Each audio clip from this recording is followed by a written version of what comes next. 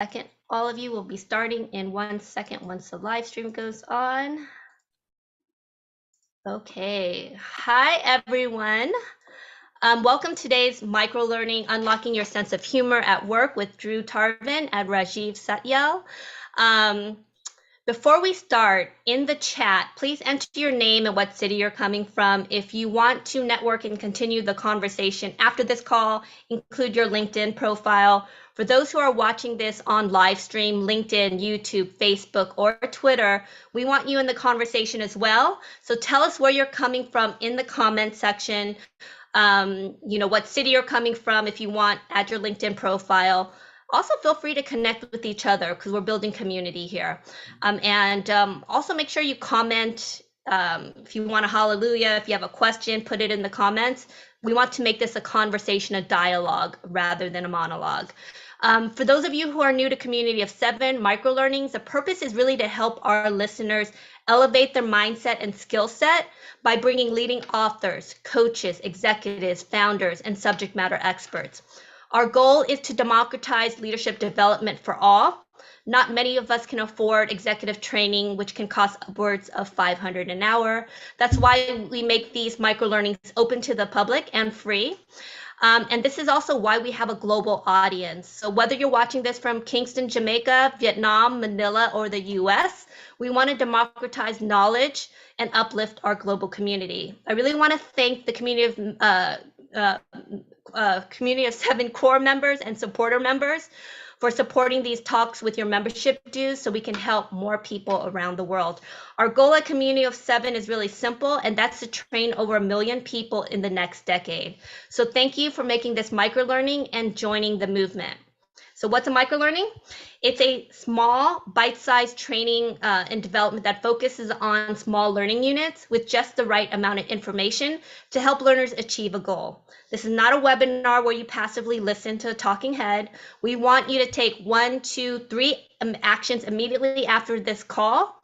And we want you to actually learn something from it and take action. So before we start, a few questions for regulars, you know the deal. Top right hand side, if you can put this in gallery mode so you can see a few people. And for those who are here, turn on your video cameras if you can, because it really helps speakers to see your beautiful faces during these sessions. So once again, put this on gallery mode so it's a Brady Bunch grid. I'm going to ask a series of questions. If your answer is yes, raise your hand like this. If you really agree with it, you could also give us a spirit waves. So if you're on live stream on LinkedIn, Facebook, YouTube, Twitter, etc., instead of raising your hand, you could say yes in the comments. So type yes, you could type no as well. So first question, raise both hands if you're in the live Zoom audience if the answer is yes. How many of you have been told that you are too serious at any point in your life? How many of you were the class clown growing up? Okay, definitely not me. How many of you feel like laughter is the best medicine? How many of you laugh daily? How many of you feel like you need to laugh more? How many of you create daily rituals to encourage laughter? How many of you would prefer to work in an environment where laughter is encouraged and promoted? Awesome. So top right hand side, if you could put this back into speaker mode so you should just see me. Hi everyone, so excited to see everyone's beautiful faces. I'm so excited for today's topic and microlearning on unlocking your sense of humor at work with Drew Tarvin and Rajiv Satyal. Did you know that a sense of humor is a superpower? No, really, it is. Find out how you can unlock your sense of humor at work and use it to advance your career in today's microlearning. The research shows that people who use humor well get promoted. They make more money, are more productive, and enjoy their work more. So done correctly, and I stress done correctly because it can be done incorrectly, humor at work is that much needed dose of humanity. And the benefits of humor in the workplace include a lighter mood, faster interpersonal bonding, feeling a greater sense of belonging at work, being able to resolve disagreements, reduce inhibitions, reduce stress, overall workplace cohesion, better perceived leadership performance, improved mental health, and closer relationships. So before I introduce our guest today, quick activity before we begin. And I want you to type in the answer in the comment section. If you're watching on the live stream, type it in the comment section. So answer, but don't press send till I tell you. What holds most people from being funny at work or using humor at work? What holds most people from being funny at work? So type that in, and I'm going to count down, and we're going to press send at the same time. 5, 4, 3, 2, 1. So judgment, fear of messing up. Fear. I see a lot of fear here, and I'm going to look at the LinkedIn, and I see a lot of fears there as well. Fear of being reprimanded. That's interesting. Authenticity, professionalism. Okay. Stress, fear of criticism. So there seems to be kind of this different sense of humor. Joanne says fear of offending, not viewed as a serious person. So it seems like there's a lot to kind of unpack there, but it all has, a lot of them were mainly fear, shame, or wanting to be kind of seen seriously at work. So those are the kind of the three main buckets. Thank you so much for participating in that, everyone. So I'm so excited to introduce today's guest for today. We have a double headliner, and let me find them right now and pin them while I introduce them. Oh, there you guys are. Okay, let me pin you guys. Put in, okay, wait, where? Oh, yeah. Hey guys, how's it going? So I'm so excited. We have a double headliner today, and both are former P&G executives turned comedians. What? So, I just pinned Andrew and Rajiv. They're videotaping live in Los Angeles. I'm going to introduce them both and step away, and they are going to take it away from there and interview each other. So you're going to be in for a treat today. So about Andrew Tarvin. Andrew is the CEO of Humor That Works. It's a leadership development company that teaches professionals how to use humor to achieve better business results. He has partnered with top organizations including IBM, NASA, the FBI, to solve human challenges with humor solutions. He's a best-selling author, featured in the Wall Street Journal, Fast Company, and was named Visionary Under 40 by the P&G Alumni Network. His TEDx talk on the skill of humor has been viewed more than 12 million times. And he likes to say only half of which were viewed by his mother. He loves chocolates and tweeting puns. Rajit Satyal is a Los Angeles-based comedian and host of the series What Do You Bring to the Table? He also has some interesting claims to fame, including opening for the Indian Prime Minister Narendra Modi in front of 17,000 people. He made the massively viral I Am India video, which I posted on LinkedIn today, which has been seen by over 50 million times, and he's opened up for comedians such as Russell Peters, Joe Coy, and Sebastian Maniscalco. I totally butchered that name. Sorry. Rajiv has been featured on NBC, NPR, Nickelodeon, FX, Netflix, the New York Times, the Wall Street Journal, Variety, Ad Age, and he has co-created the world touring Make Chai, Not War. He is a Hindu Muslim. That's a combination. Stand-up show that was sponsored by the U.S. State Department. Drum roll, everyone. Drew and Rajiv. Hello, guys. So you guys can just take it away from here. Excellent. Thank you so much for the warm introduction, Lan. Thank you all for joining us as well. And Lan, if you would like, it might be helpful to put us into spotlight mode, because I think we might be pinned on your screen, but not necessarily spotlight it for the group. But we're really, really excited to be chatting with you. I will tell you that I'm sitting right next to a very funny human, very kind person, and also a mentor of mine. We'll talk a little more about kind of this idea of how two P&Gers went into stand-up comedy and how we got there. But to kick things off a little bit, I love seeing where people are coming in from. I also love seeing the fear. But I want to do one or two quick more questions as well, just to warm up for the day.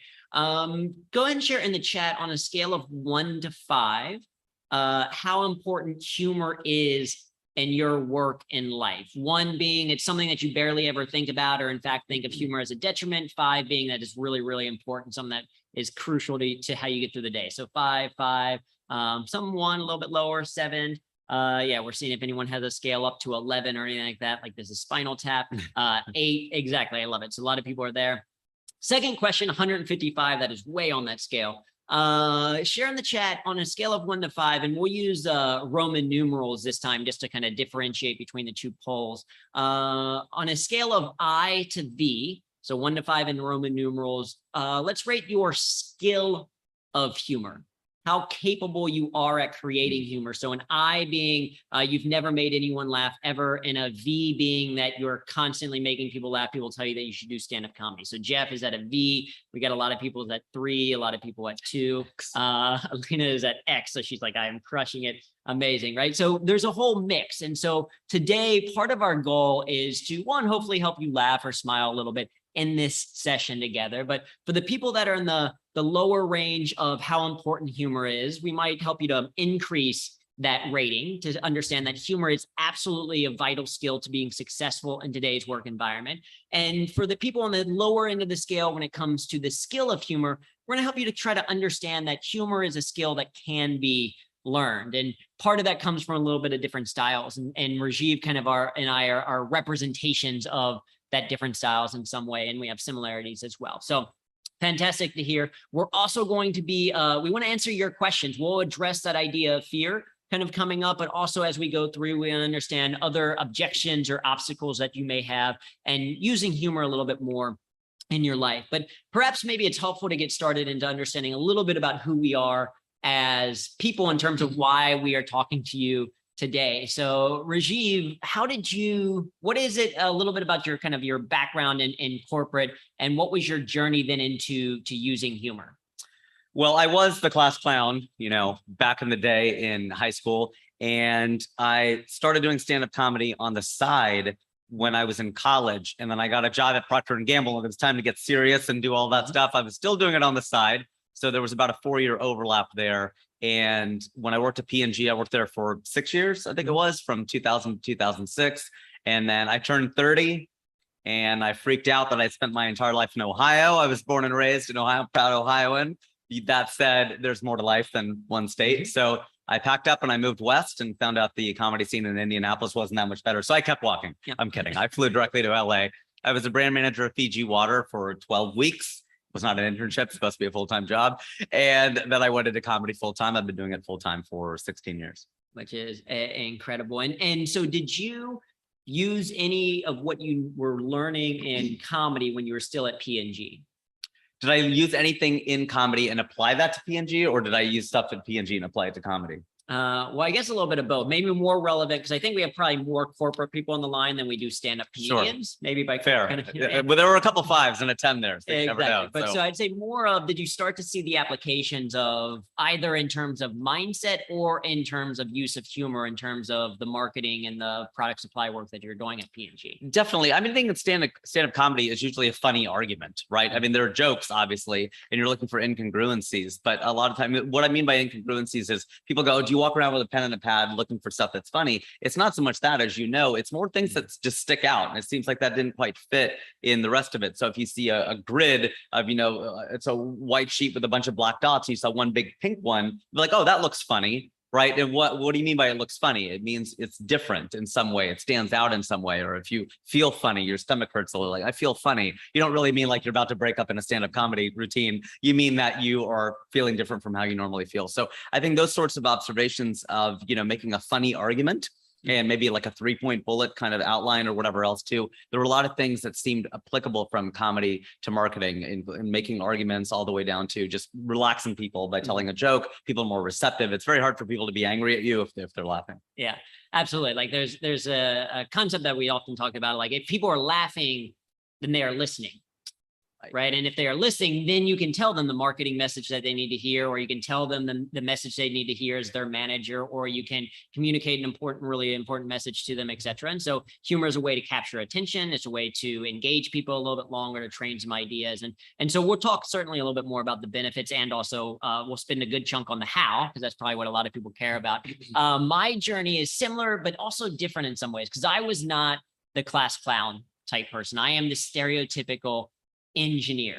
If you know your personality assessments, I am a type A blue square conscientious INTJ with the sign of Aquarius, which means that I am a stubborn, ambitious introvert who likes long walks on the beach by myself, entirely on my own. If we have any fellow INTJs out there, let me hear it in the comments. We're okay typing things in the comment. We're not going to be someone that like raises their hand and says that, right? For the INTJs, yeah, Elena, fellow INTJs, right? So I was not the class clown. I was in fact voted teacher's pet my senior year. I was the opposite end of the spectrum.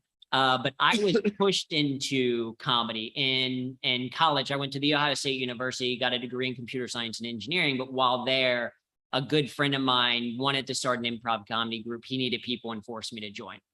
And I was terrible at first, but realized with practice and repetition, and I got better. And I think one of the things that's important for people who are listening to understand is that there are a bunch of different styles. There are plenty of people who are like Rajiv, who have been more kind of, the one always cracking jokes and very conversationally funny and, very warm and comfortable in front of other people. And then there's people like me who are like, no, I had to be forced to do it, was never the funny person, etc.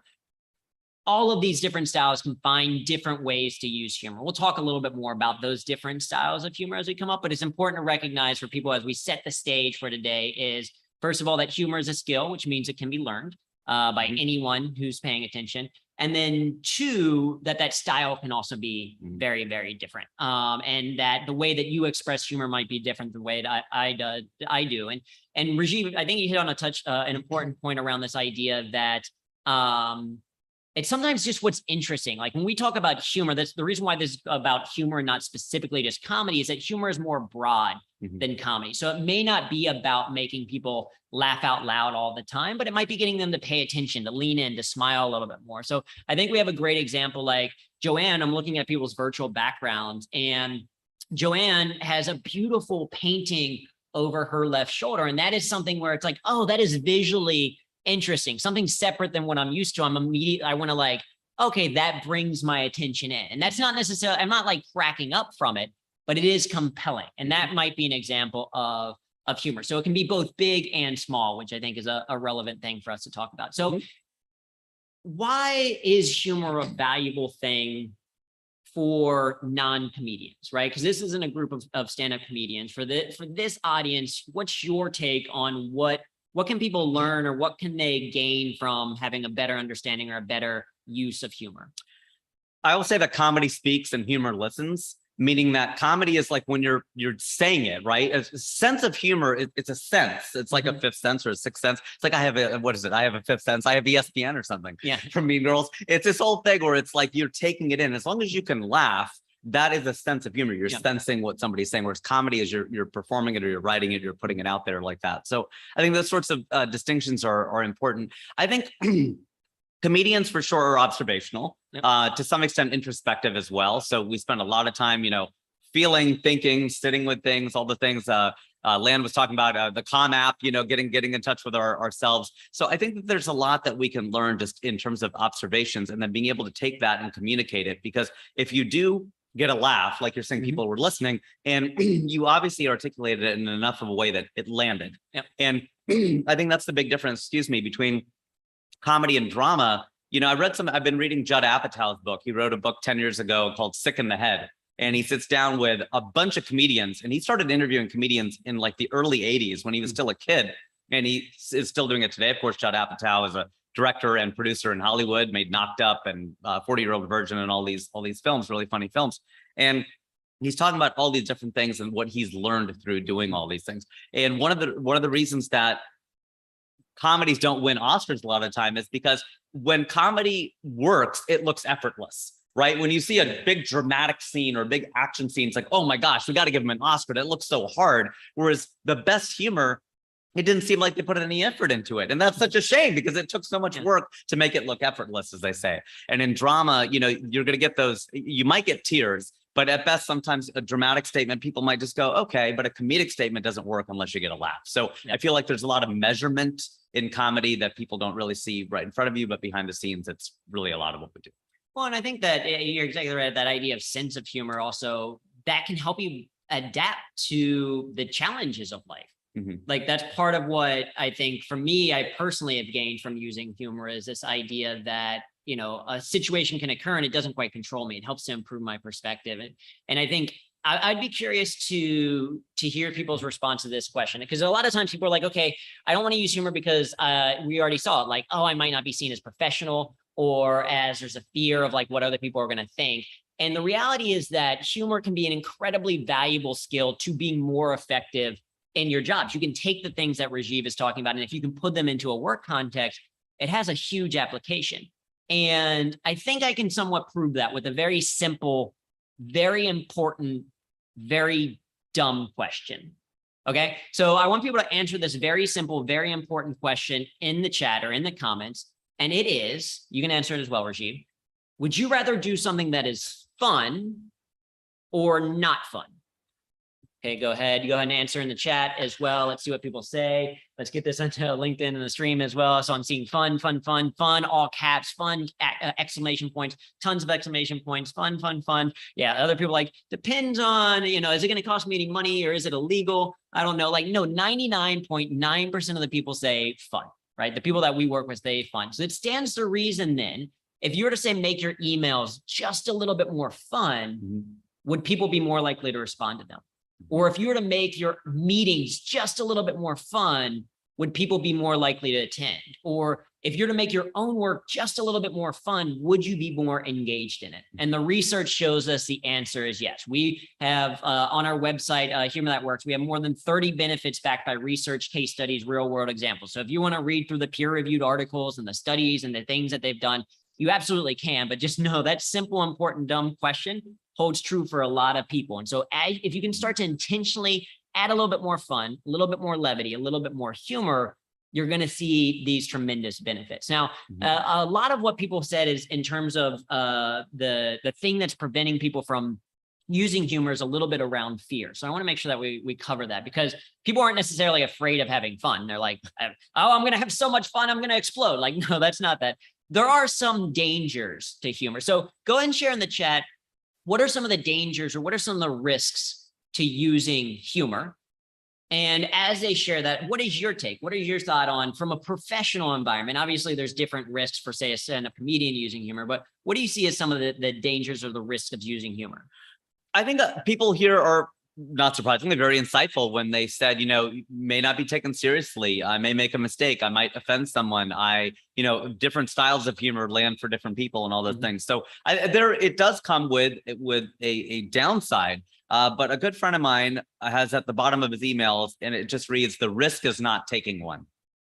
And I think that you might fail a little bit every day trying humor, but the cost of not breaking out and being yourself and being authentic and being real and all those things, you'll die slowly, right? It's just kind of soul crushing. Yeah. You just sort of like, wow, it was never really myself. I really wanted to make that joke, or I wanted to say that thing. And, you know, I've been sending out these surveys. I have this group of people in Hollywood, and I send out these surveys on get feedback. And at the bottom, I always put like a funny cartoon.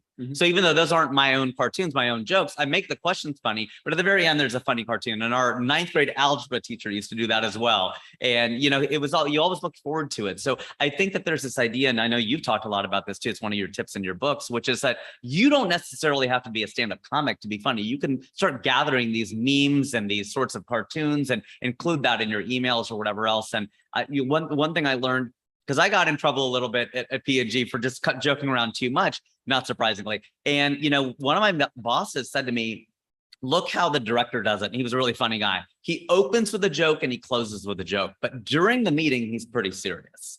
And so I thought that was just like a time and place sort of thing. That was a really helpful tip. Like you can open with a couple of cracks and maybe close with something funny or whatever. But during the meeting, you kind of just need to stay in it because people will get distracted if you keep throwing in jokes. And that was really helpful for me to hear. Yeah, I think there's an intentionality that becomes really important because especially we get a lot of feedback around this idea of, oh, I want to be seen as a professional. And one, I think you make a really good point of like the risk is not taking the risk. It's like, okay, the trade-off of being like, I'm always super professional in the workplace is that you become a robot and you hate 8 hours of every single day that you have to go into the workplace. That does not seem like the trade-off to just because you're the slight fear of how it's going to be taken.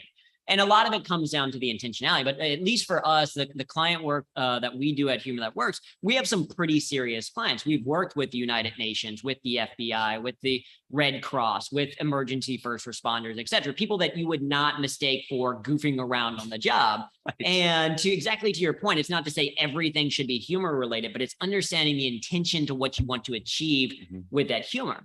And what we found is with, especially with some of the work that we're doing with the Red Cross, a gentleman there named Pablo Suarez, who we were working with, he was saying in what he does like disaster preparedness training. So what to do in case of there's a flood in this particular area, or what you should do if there's a long-term drought, et cetera. He said, in my scenario, boredom has very serious consequences.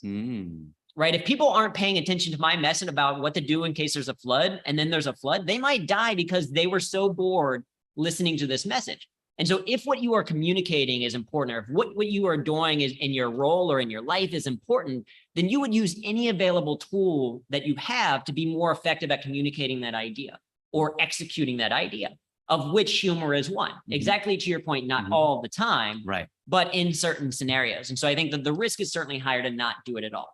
Now, there are other risks as well. So people may, we see this, there's an awkward silence. We can talk a little bit about that. There's misreading the situation and not understanding other people's sense of humor, what they're going to find funny because you might hurt someone's feelings or offend people, et cetera. So these are absolutely not about humor as a concept, but more the execution of that humor, which I think we can kind of talk about. Because the way that we train it around skill of humor is some of the things that you've talked about already is really, from an engineering perspective, and this is maybe the advantage of an engineer learning humor, is to be able to, let's break it apart. Let's see how it works and put it back together again. What we have found is that it's primarily three things. And you've already mentioned one of them is a really key one. It starts first with your sense of humor. Simply, what do you find funny? What do you find interesting? From there, it's then your ability to humor. How do you take those thoughts, those ideas, those instincts, and turn them into something funny, whether that is a setup and punchline or it's a cartoon or otherwise. And then finally, what do you use that funny for? What is the application of it, right? Is it just to make people laugh, or does it go beyond and is like, oh, I want to help people to understand an idea, or I want to get them to pay attention, like you're saying at the beginning of a meeting, I'm going to start with a joke so people are paying attention and now they know what they can actually do as a result of that. So if we zoom back from that as kind of a structure, a sense of humor, ability to humor, agency with humor. When it comes to sense of humor, how do you actually find your material? So you alluded to it a little bit, like, are you intentionally looking for it? Or are you like, if you do notice something, are you then writing it down? Is it just going up on stage and magically being funny? How do you build that skill set of the sense of humor? I'm a moron, and I'll tell you why. Every single time I write something, it's like I forgot what my entire process was. So I'll start observing something that happened. And, I'm a big tennis fan. Okay. So this isn't going to be funny. I'm just going to give you the seeds of it. Right. So we're watching the US Open and, writing all this stuff down about Alcaraz, who ultimately won. Sorry if you haven't seen it already, but it's not like you DVR it and watch the next month. So I'm watching him, and I've been watching, Djokovic and Federer and Nadal, and all these people have been, the greats in tennis for 20 years. And I just start to write all these little points about Alcaraz and the way he plays and all these. And then I start writing more and more. And then I start making all these points. I'm like, oh, I should turn this into something. Yeah, moron, you're a comedian. You should turn this into like a stand-up. But to me, there's always that like innocent sense of discovery and that creation of just like, I'm just compelled to write something down about him and what he was doing. And so again, like I said, that it's not intended to be funny, but just the seeds of an idea. But I have all these notes about him. I'm like, what am I supposed to turn this into now? And I keep coming back to this idea of just starting all over from the beginning. Yeah. There are times where I go on stage and some of the funniest stuff happens just impromptu, just in the moment. And you're hopefully either recording it, actually recording it, or just in your own mind. And I think that stuff is really helpful. There was a man named Franklin Ajaye, Ajaye. I may be mispronouncing that. And he's been doing stand-up for 30, 40 years. He moved to Australia. And we saw him a friend of mine and I saw him at the Hollywood Improv do 8 minutes on crime and punishment. Crime and punishment, okay? That is not an easy topic to do. And he told a story, and I thought this was just so great. He just goes, there was a trial that happened in Sydney, I think it was, and this man had killed his neighbor. And his defense, he said, Your Honor, I'm not a murderer. I just needed to kill him. It's like, wow, okay, all right, that's quite a defense. But a lot of people could relate to that. They're just like, yeah, that's not who I am. But some things you just I gotta didn't do this one particular activity, but like, it's not me as a person, which we've all probably done that. Like I tend to return my carts at the grocery store, but I have certainly not done it once. So which one am I? You're a cart unreturner. Yeah, exactly. I'm a cart the abandoner one time or something. I don't know, because of the one time. Yeah, there are certain things, like murder is one of those things. You do it once, and I think you go, but it comes from, I think it's really important. It's about that discovery. It's about the thing. Your sense of humor is about what you find interesting. What makes you go like, huh, why is that like that? Why, or what do I find it? In fact, go ahead and share in the chat. What is something that you are obsessed with? Something that you spend a good amount of time thinking about, that like more time thinking about than you think anyone else kind of, at least in this meeting, probably thinks about. Maybe it is specifically your kids, or maybe it is a hobby that you have, like you're really into running or cycling, or maybe for me, I'm like obsessed with efficiency. I'm constantly thinking about ways to do things more efficiently. Like during the pandemic, I discovered that it is faster for me when getting ready, if I do sock, shoe, Okay. instead of sock, shoe. Do you Oh, know what I so mean? it's faster to go that way. Yeah, it's faster to do 1 foot first, sock and then shoe, than it is to like do the sock and then the sock or whatever. And so it's like I timed it to the point, like, so I'm obsessed with that kind of thing. How do you balance it in the winter when you just want to like get warm feet though? Do you go, well, it makes it more efficient, it trumps everything? Efficiency trumps even warmth. I think comfort even. True engineer. That's been the end of a lot of my relationships, I think, is efficiency has trumped warmth.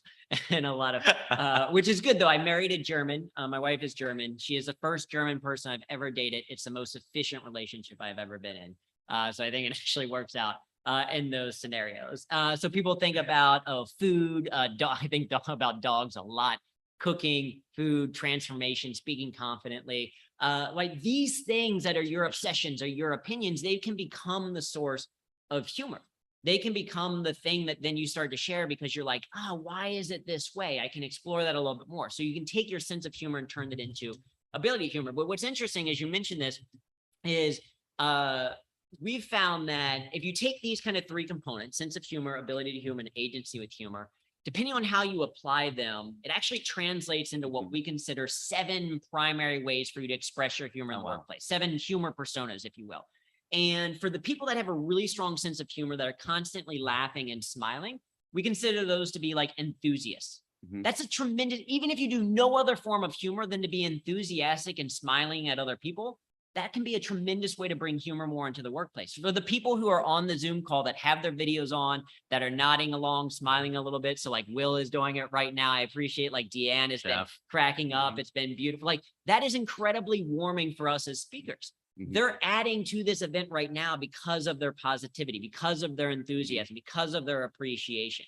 You could stop at no other form and still be a tremendous source of joy for a lot of people in the workplace. True. So that's one form, enthusiast. And then curation is another one that you mentioned. Another great way to get into using humor more in your work without having to be the quote unquote funny one is to curate the humor of others, whether that is through a cartoon or a meme that you found or a quotation. It is sharing, say, hey, this thing brought me a little bit of joy, or I really enjoyed it. And now I'm going to share it with my team, or I'm going to share it with my best friend who needs a laugh right now, or I'm going to send it as a follow-up email so that the client actually responds to me. So, these are 2 forms just within that sense of humor that you can use to apply humor in your workplace without quote unquote being the funny one. Now, that being said, there are people on this line right now that are probably like, that's good in theory, but like, what if I do want to be the funny one? Right. So that gets us into the ability to humor, how you actually create humor. So when you're going through your process and you've written down these ideas and these thoughts around, say, tennis, which my only thought around tennis is people have told me recently that I kind of look like Daniel Medvedev. You do. You do. You all know, like the tennis player, The Dan. one who won the US Open last year. Yeah, I, last I year. literally texted you. Congratulations on You your did. win. You exactly Mhm. texted me that. So like that's my only kind of. But when you're exploring these ideas, whether it's this or you're working with a client, because I know you do a lot of corporate work as well. How do you actually then translate that into humor? How do you make the concept into something funny?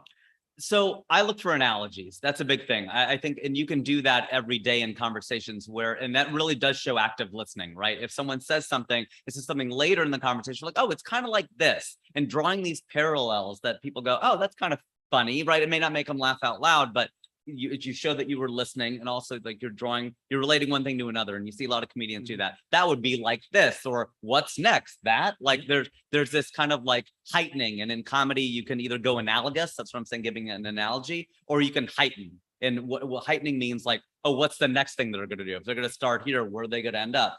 And at UCB, at Upright Citizens Brigade, the improv school out here based in New York, and also there's a branch here in LA, that was always the thing. You would have 3 scenes and you would try to heighten. So you'd start maybe, in a coffee shop, and the next thing you knew, you were in space. And the next thing you know, you were in heaven, right? It was just like you were just going higher and higher each time you would go to a different place.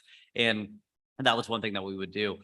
One point I do want to make, because somebody asked about the Seinfeldian calendar, the chain. So I don't know if you want to address that now or later. Yeah, so I want to come certainly hit that as we come into it. Because first of all, what you talked about is like this idea of analogies, or say associations. Also at UCB, they treat one of the most helpful phrases that I've ever learned in terms of creating content or ideas is, if this is true, what else is true?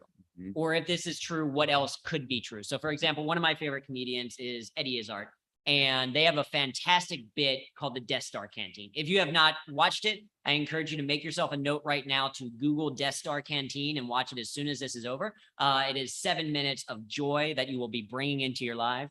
And what's interesting is the premise of the bit is essentially to say, if there is a Death Star in the Star Wars universe, then it is true that people live on the Death Star. It's not a place you go into work. You like live there, right?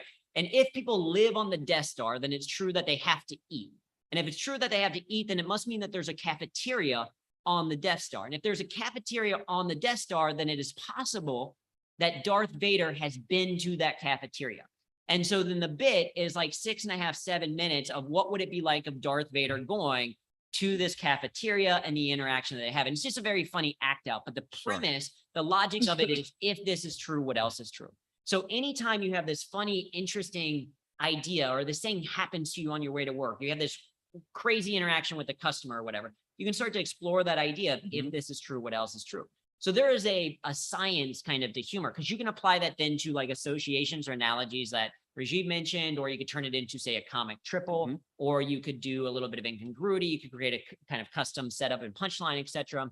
So there is a science to it, but a lot of this comes from repetition. And so someone mentioned in the chat this idea about don't break the chain. And now you have something that I know has been a mindset that's applied not only to writing, but also to life and happiness in a way, right? It goes from like just writing about that to then being like, here's how to be happier in life. Tell me about your thoughts around this idea of don't break the chain, and how that can apply beyond just, say, comedy writing. Without overly selling, I guess you really set me up well for that, and I appreciate it. I do this thing called the year of the hustle, and what it is it is taking Seinfeld's idea of 21 days in a row, or sorry, not 21 days in a row, but they taking a calendar. And the way that it came about was there was a comic, and he was just starting out. We said comic, comedian, same thing. And there was a comedian who was starting out in New York, and he ran into Jerry Seinfeld at a comedy club, and he asked for his advice. And he asked what he should do, and Seinfeld said, get a calendar, preferably one where you could see every single day of the year on one page, and write. Make sure you write. It's very important that you write every day, and every day that you write, mark an X on the calendar. And you'll have a couple of scattered X's here and there, and then you have 2 in a row, and then you'll go blank, and then you have 3 in a row, then 4 in a row. And then psychologically, you will not want to break that chain. Your only job is to not break the chain. Yeah. So once you get to 4 or 5 days, you'll be like, you don't want to skip the 6th day, because then you're like, I got to start back over at 0. And then you get to 10 days in a row, and you're like, well, I definitely can't stop now, because who wants to start over at 0 from 10? And it just continues, right? Exactly. So you could do that with anything. And what I did is I said, okay, why don't I go ahead and take 12 different behaviors, because this is what's hard with New Year's resolutions, right? You miss a day and then you get upset, whatever.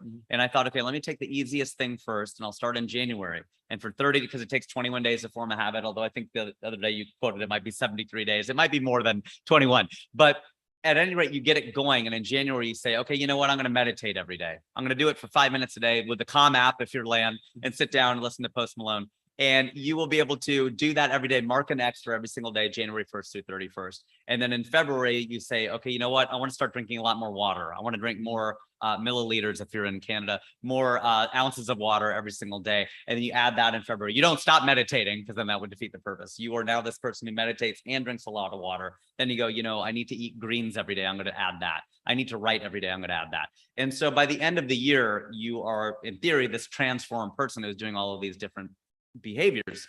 And to me, that was really, really effective. I'm 7 years in a row without missing a day of any of these things that I do. And I do, I don't know, like 12 different behaviors. Maybe it's up to 15 now over the course of several years. And it's writing, and it's reading certain articles, and it's, you know, whatever it is. So I could expand on that at another time, but it is this idea of very much who I think Lan asked the question about the Seinfeldian calendar. It's part and parcel of what I do. It's about creating a habit, right? Yes. It's about the repetition and the iteration of it. And I think this is why, you know, there's a lot of surprise sometimes of like, wait, how did two engineers become comedians? There's a lot of similarities, because comedy is very much iterative in terms of, you don't always know what's going to work. You got to get it out there, test it, and then you refine it. So there's also a lot of logic and humor, but it's that repetition of things, that creation. And so it can apply, if you can develop that habit, whether it's about writing, or later it's about meditation, or it's about something else, it becomes, oh, this is just something that I do.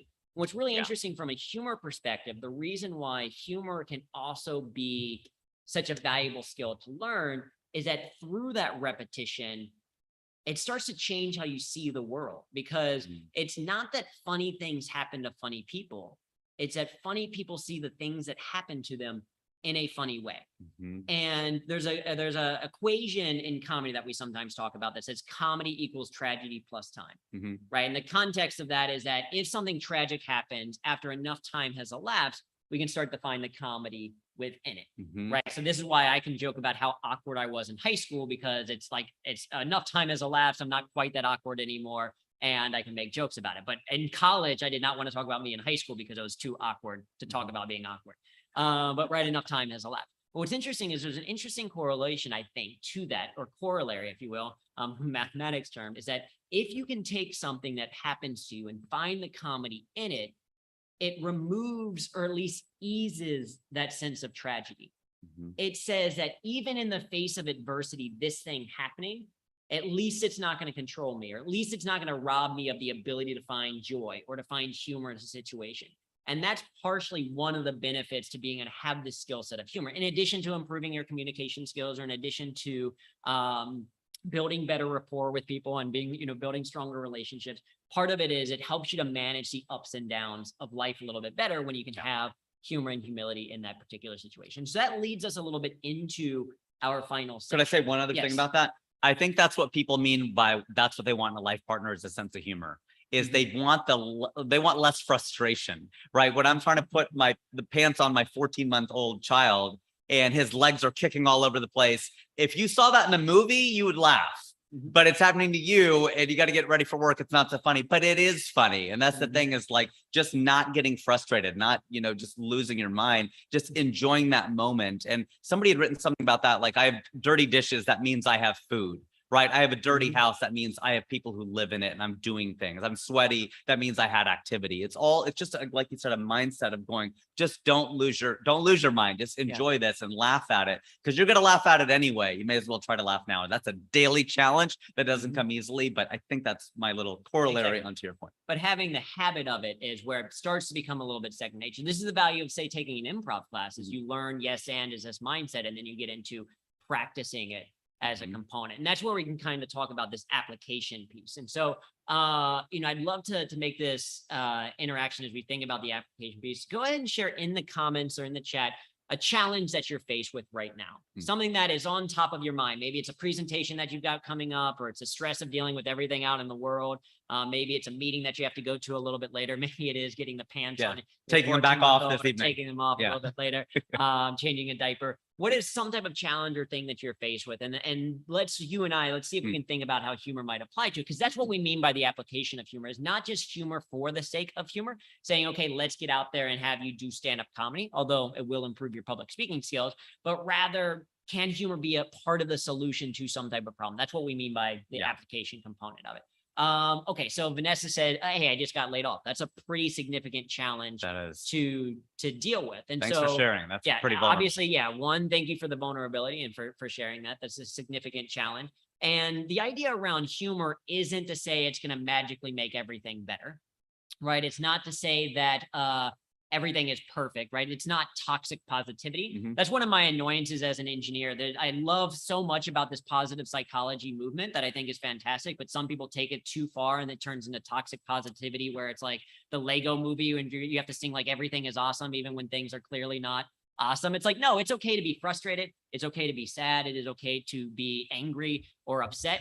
It's how long is that going to resonate, and what are you going to do to get out of that particular situation? So I think this idea of, okay, just got laid off, difficult challenge. What are some ways that humor could help someone in that scenario?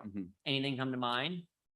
Like, what would help you sort of let go of it and just enjoy that moment? Well, and so that's part of the key, is as you think about, okay, what do I want to use humor for? It goes into, what is your purpose for using humor? Is it to relieve some stress? We might say, hey, how would I use humor to help me find a new job, or help me to learn something new? What's your initial take on that? I think it is a coping mechanism with the world. Dave Barry, I'll have to find the quote, but he wrote something about the fact that we're all going to die, and it like how we, like, humor is the way that we deal with this tension. I have to find it. We'll have to send it to you. And by the way, if there are any questions we haven't answered, feel free to send them to us, because I think that we've skipped some of these points. But I think it's social capital. When Naveen, our son, was born, right before he was born, I asked my wife, I'm like, what would you like him to be? And she's like, white. Like, that's not an option. But no, that's not what she said. Okay, that's terrible. Like, like, Drew had good feedback, but that guy you brought along, he just really crossed the line. What? Don't invite him back. So she said brave. And I thought that was a really great answer. She goes, I want him to be courageous. I really want him to be brave. And that's a really good one. And she's like, what about you? I'm like, well, I mean, I default to smart because we're smart. But I mean, funny, I guess, because it's such social capital, and you can really make light of, any situation, even when it's really, really tough.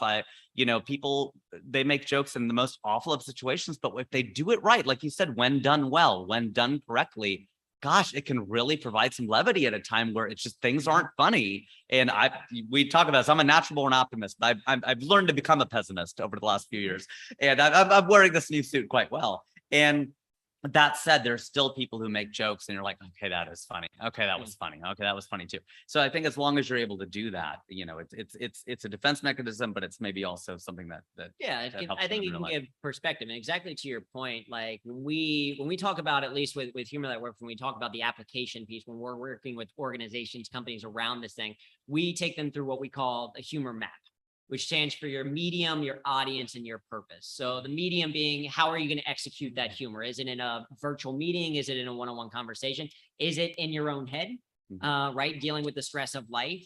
Who is the audience that's going to receive that? Is it a group of strangers? Is it someone that you've known for a really long time? Is it yourself? And then finally, what is your purpose? What is your goal for using humor, right? So if we take Vanessa's example of like, okay, I just got laid off, we might start with the initial purpose is like, I just need to relieve some of the stress that comes with a situation like that. So we might say, okay, the medium is my own head in a way, the audience is me, and the purpose is to relieve stress. So then it might be to say, hey, like, part of your homework tonight is just to watch a comedy special.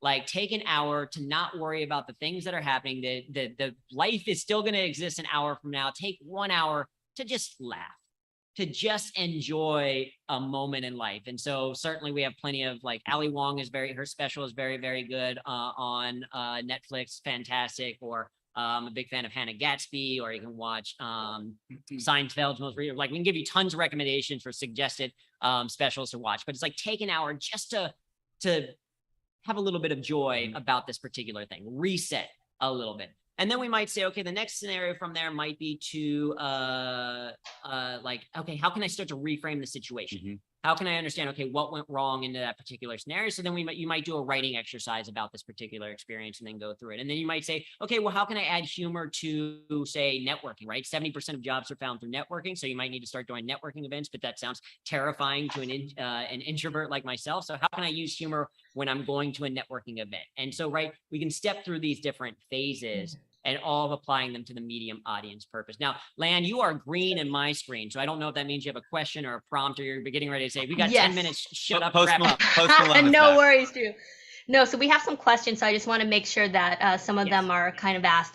One of the questions is for you, Drew, and that is, as an introvert, how do you move past introversion to use humor or just even to speak up? Like, what was your process from introvert? Because I think it's different when you're Rajiv and you're kind of born with the, the funny bone.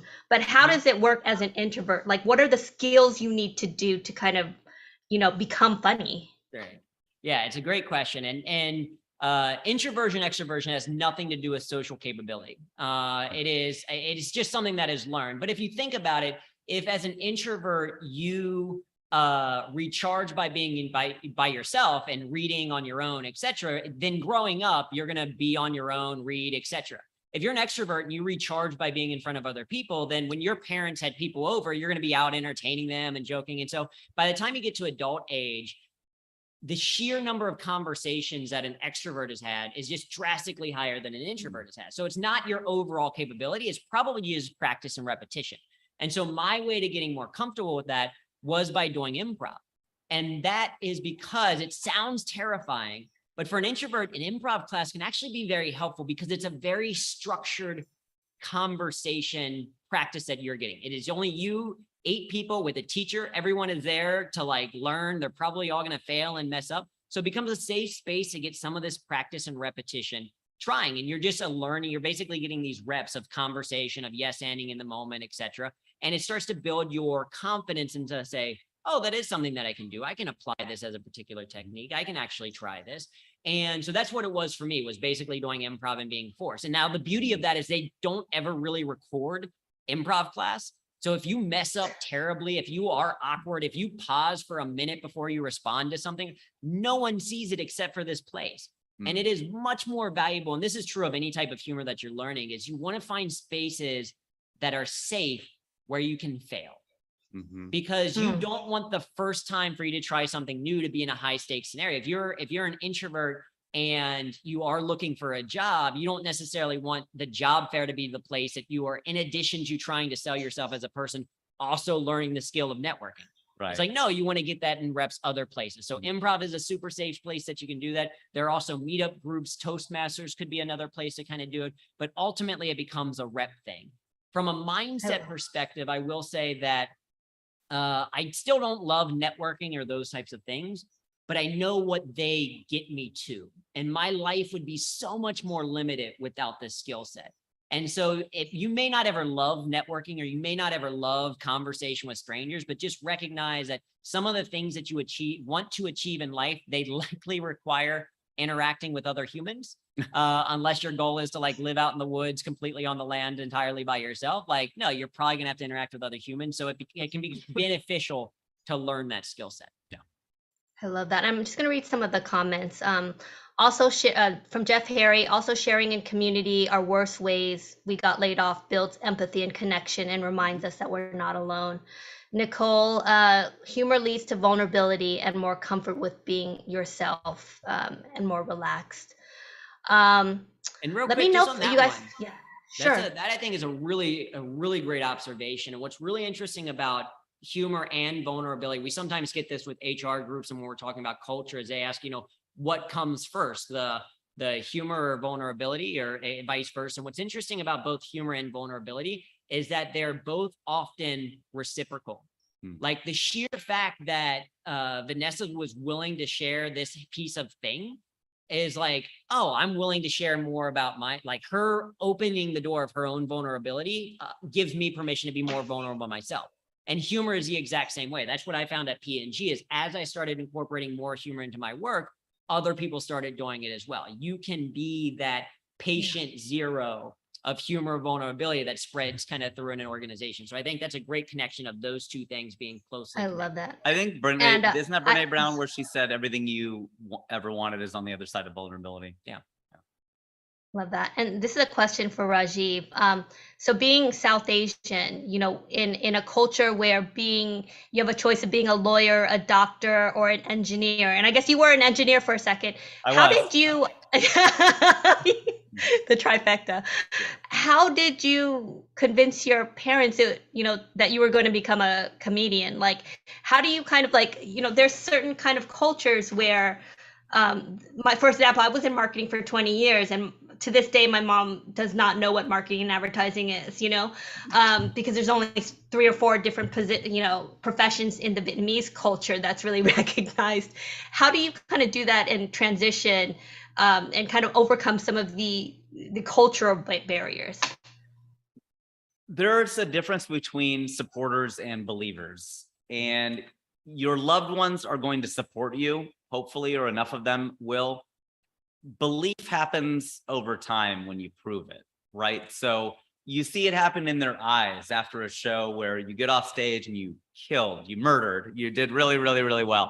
And, you know, you see that where people, wow, you're doing it. Like you can do this, and you have to earn that. I mean, they can love you to pieces and you could love them and you could love the audience and all that, but if you're not getting that love back from the audience, if you're not able to demonstrate that this is something I can go do, well, your parents are going to worry. I mean, I'm a parent now. So, I mean, everyone's like, oh, is Naveen going to be a comedian? I'm like, no, he's going to be a doctor.